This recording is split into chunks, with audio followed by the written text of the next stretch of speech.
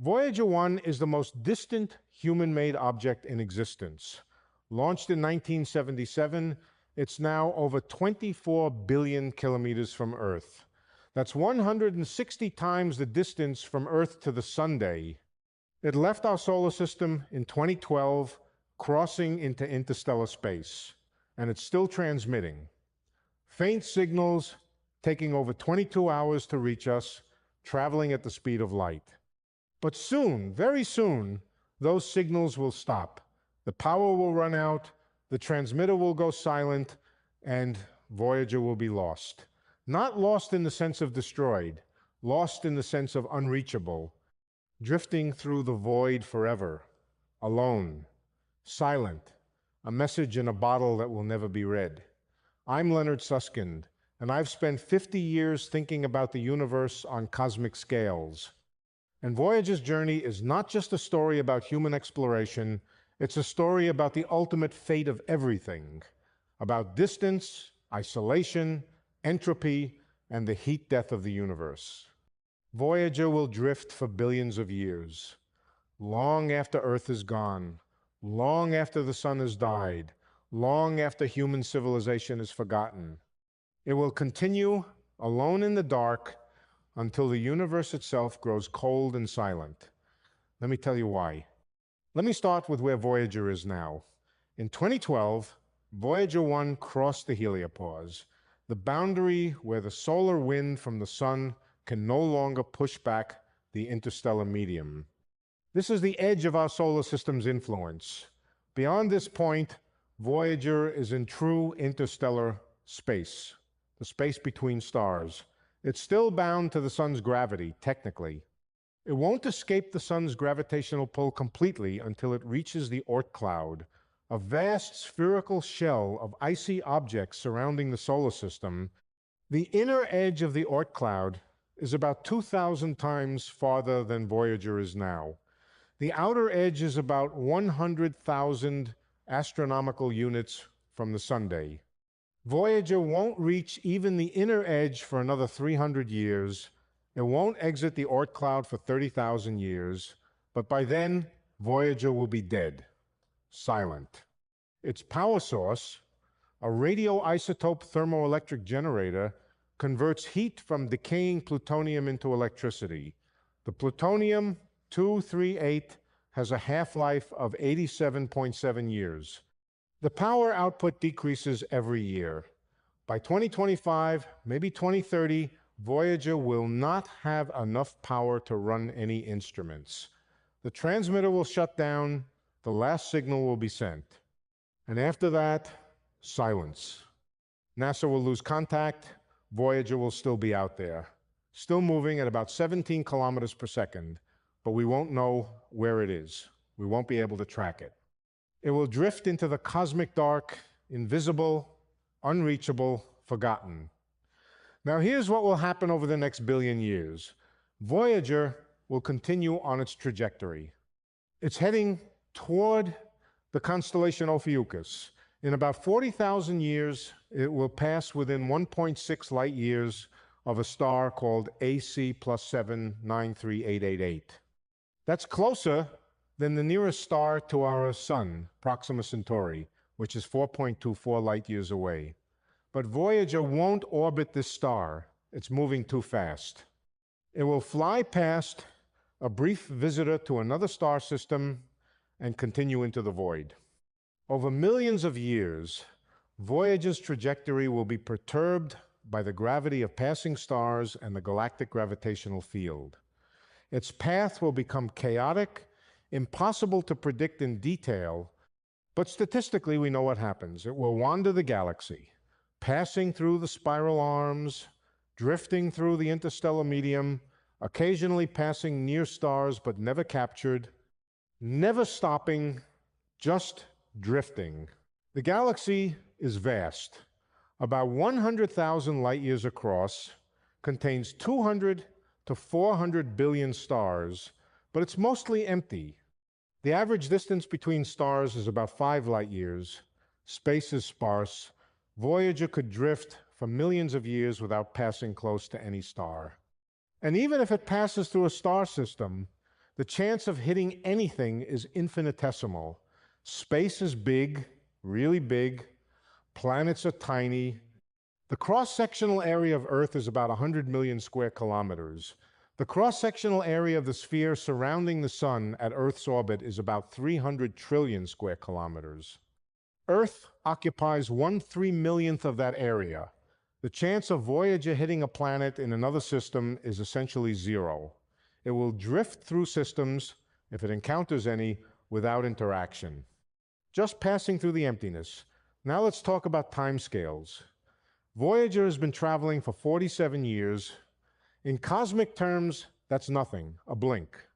The Sun is about 4.6 billion years old. The universe is 13.8 billion years old. Voyager will drift for billions of years, longer than complex life has existed on Earth. Longer than Earth itself may exist as a habitable planet.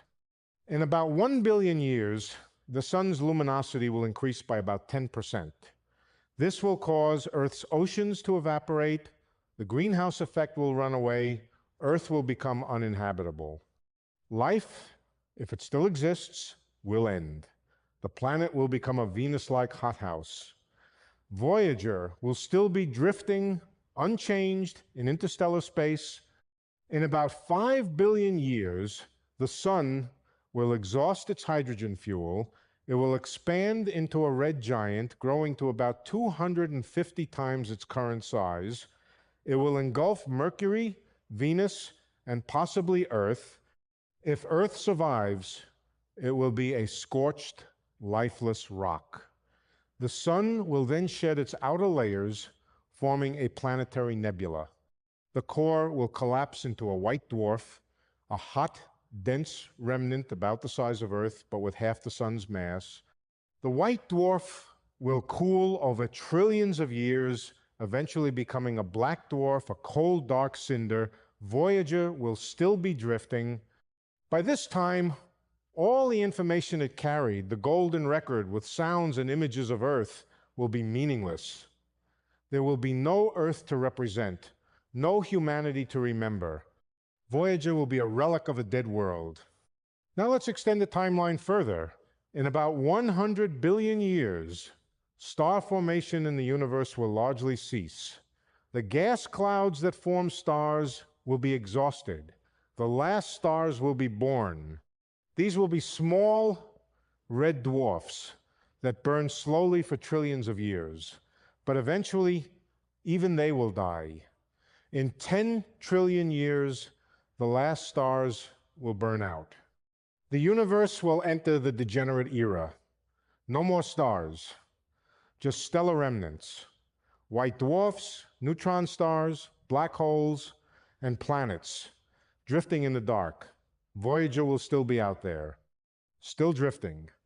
The galaxy, the Milky Way, will have long since merged with the Andromeda Galaxy. This merger will begin in about 4 billion years. The two galaxies will collide, pass through each other, and eventually merge into a single elliptical galaxy. Andromeda. The merger will be chaotic. Stars will be flung into new orbits. Some will be ejected from the galaxy entirely. Voyager might be among them, cast out into intergalactic space, drifting not through a galaxy, but through the void between galaxies, even more isolated than before. Let me talk about the long-term structure of the universe. The universe is expanding, and the expansion is accelerating, driven by dark energy. Galaxies are moving apart. The farther away a galaxy is, the faster it's receding. Eventually, distant galaxies will recede faster than light. Not because they're moving through space faster than light, but because space itself is expanding between us and them. These galaxies will cross our cosmic horizon. Light from them will never reach us again. They will be causally disconnected from us, lost beyond the observable universe.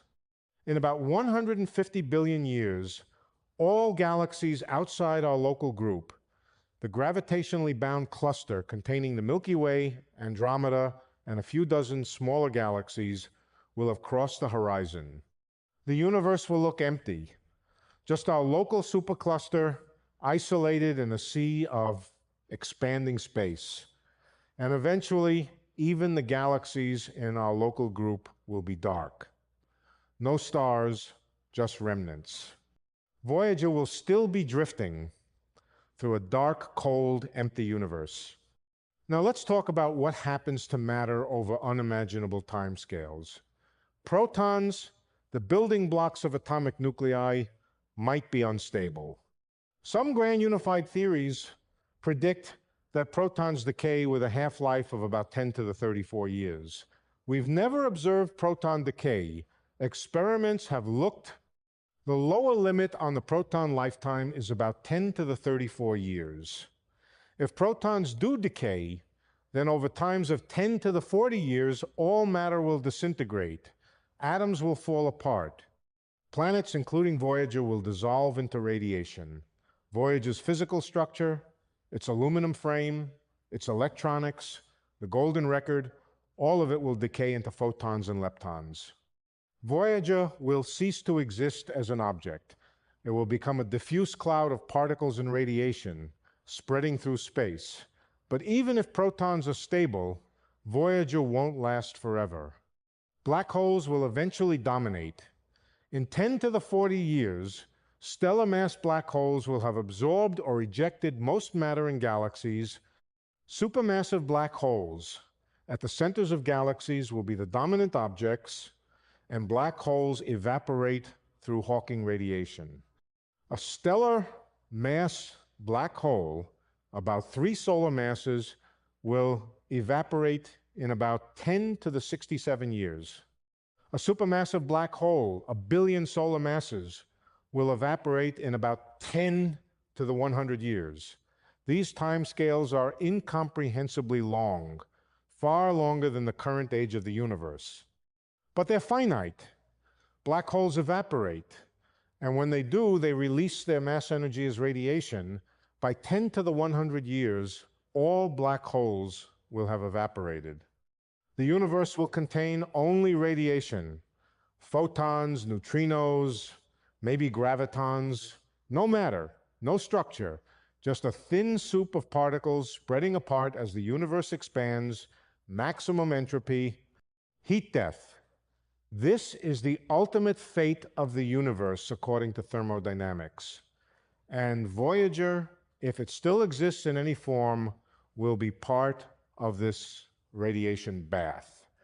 Its information, the arrangement of atoms that once formed a spacecraft, will be scrambled beyond recovery, erased by entropy. Now, let me bring this back to what this means. Voyager is already lost in a practical sense. We'll lose contact in a few years. But in a cosmic sense, Voyager was always doomed. It was sent into a universe that is fundamentally hostile to structure, to order, to information. The universe is running down, entropy is increasing, everything is heading toward heat death. Voyager's journey is a metaphor for the fate of everything. We are all Voyagers, drifting through a universe that will eventually grow cold and dark. Our civilizations, our planet, our star, our galaxy, all temporary, all doomed to decay and disappear. This is what thermodynamics tells us. The second law is absolute. Entropy always increases, and eventually it reaches its maximum. When that happens, nothing can happen anymore. No energy gradients to drive processes, no structure, no change. Just uniform, cold, empty space at thermal equilibrium. This is heat death, and it's the fate of everything, including Voyager. But here's something to consider. Voyager carries the golden record, a gold-plated copper disc with sounds and images from Earth, music, greetings in 55 languages, sounds of nature, photographs of people and places. The record was designed to last billions of years in the vacuum of space. Gold doesn't corrode without oxygen. The information is physically encoded in grooves. It's analog. As long as the record is intact, the information is there, but who will read it? If Voyager drifts for billions of years, if it passes through other star systems, If an alien civilization finds it, could they decode it? The record includes instructions, a diagram showing how to play it, symbols indicating the rotation speed, a pulsar map showing Earth's location. It's designed for maximum comprehensibility, but the chances of it being found are astronomically small. Space is vast, Voyager is tiny.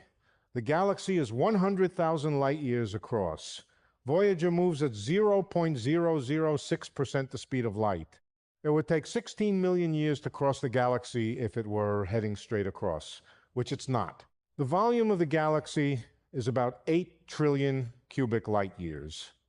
The cross-sectional area of Voyager is about 10 square meters. The probability that Voyager passes close enough to a planet with a technological civilization for them to notice it and retrieve it is infinitesimally small.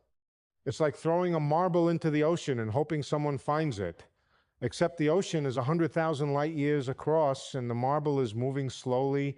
The golden record is a beautiful gesture, a message of hope, a declaration that we existed and we reached out. But realistically, it will never be found. Voyager will drift in silence, carrying its message forever unread. And there's something profoundly lonely about that. Something that captures the isolation of conscious beings in a vast, indifferent universe. We are rare, possibly unique, and we are alone. Sending Voyager was an act of optimism, a hope that someone is out there. But the physics suggests otherwise. The Fermi paradox. Where is everybody? If intelligent life is common, we should see evidence, but we don't. The silence is deafening. Maybe we're alone. Maybe intelligent life is so rare that Voyager will drift for the entire lifetime of the universe without encountering another civilization. Maybe we're the only ones who ever asked these questions. The only ones who built machines to explore the cosmos. The only ones who wondered if anyone else is out there. And if that's true, then Voyager is not just a spacecraft, it's a monument. The farthest reach of the only intelligence the universe ever produced, drifting forever in the dark, carrying a message no one will read. Now let me talk about what Voyager means philosophically. It's a symbol of human ambition and human limitations. We sent Voyager to explore, to push beyond our boundaries, to see what's out there, and it succeeded spectacularly. Voyager sent back images of Jupiter, Saturn, Uranus, Neptune, close-up views of moons and rings, data about the outer solar system. It revealed worlds we'd never seen. It expanded our understanding of the cosmos. But now it's beyond our reach. We launched it knowing it would leave us, knowing we'd lose contact, knowing it would drift forever. We sent it anyway. Why? Because we had to. Because exploration is what we do. Because the urge to reach beyond ourselves, to touch the unknown, is fundamental to what makes us human. Voyager is a time capsule, a message to the future, but it's also a message to ourselves. It says we were here, we existed, we wondered, we explored, we reached out into the void, even knowing the void is infinite and indifferent. And there's courage in that, there's meaning in that. Even if Voyager drifts for eternity without being found, the act of sending it mattered. It mattered to us. It expressed something essential about our nature. Our curiosity, our hope, our refusal to accept that we are confined to one small planet, Voyager is lost. But it's not meaningless. Its loss is meaningful precisely because it represents our attempt to transcend our limitations, even knowing we cannot. We sent Voyager into forever, and forever is a long, cold, silent time. But for a brief moment in cosmic history, we existed. We built something, we sent it to the stars, and that's something, that's worth something, even if the universe doesn't care. Let me end with this. Voyager will outlast us. It will outlast Earth, It will outlast the Sunday. It will drift through the galaxy long after all memory of humanity is gone. It will pass through the degenerate era, the black hole era, possibly even the proton decay era. It will be among the last structures to persist before the universe reaches heat death. And then, finally, it will dissolve. Its atoms will decay or be absorbed or radiate away. Its information will scramble and disperse, and the universe will forget it ever existed. Voyager is lost forever. Not yet, but soon. And eventually, everything will be lost. Every star, every galaxy, every thought, every achievement, every dream, all temporary fluctuations in the entropy of the universe, brief moments of order in an overwhelming tide of disorder. And when the tide has finished, when entropy has maximized, when the universe is cold and dark and uniform, it will be as if none of it ever happened. The universe will be silent, and it will remain silent forever. That's what physics tells me. That's what thermodynamics predicts. That's the fate of Voyager. That's the fate of everything. Thank you for watching. Now you know where Voyager is going. Into the long, eternal quiet. Welcome to the heat death of the universe.